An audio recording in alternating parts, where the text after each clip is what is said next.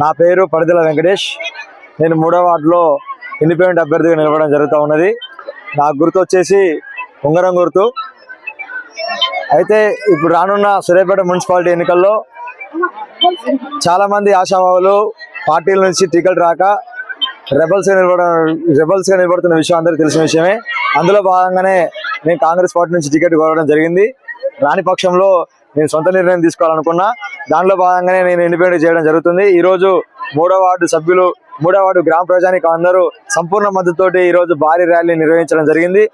నాకు ఈ యొక్క మద్దతును తెలియజేసినటువంటి మహిళలకు, పెద్దలకు, అన్నలకు, అమ్మలకు అందరికీ పాదాభివందనం తెలియజేసుకుంటూ, అయితే ఇప్పుడు రానున్న ఎన్నికల్లో యువతరానికి అవకాశం ఇవ్వాల్సిందిగా మేము పదే పదే చెప్తూ మా యొక్క వాణిని వినిపించినా కూడా పెద్ద నాయకులు తమ చెవిన పెట్టక మమ్మల్ని ఒక చిన్న చూపు చూడడం వల్ల యువత రాజకీయాల్లో ఏ విధంగా గట్టిగా స్ట్రాంగ్గా ఉంటుందని తెలియజేయడం కొరకే గెలిపోవడం తర్వాత సంగతి, కానీ ఈ యొక్క మార్పుని ఎలా ఉంటుందో చూపెట్టాలనే ఉద్దేశంతో పక్కా ఇక్కడ ఇండిపెండెంట్ అభ్యర్థి విజయాన్ని సాధించే దిశగా మేము అడుగులు వేస్తాం.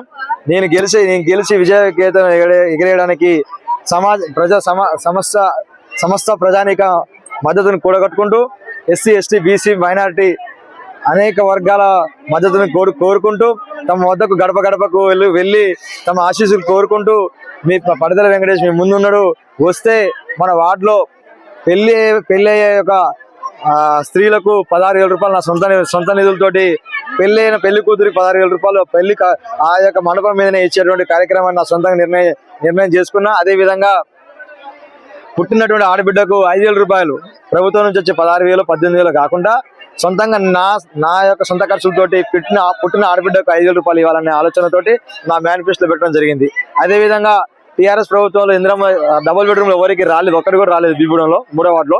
ఇప్పుడు కాంగ్రెస్ ప్రభుత్వంలో ఒక 6 ఇళ్ళు వచ్చినాయి, అది కూడా అవకతవకలు జరిగినాయి.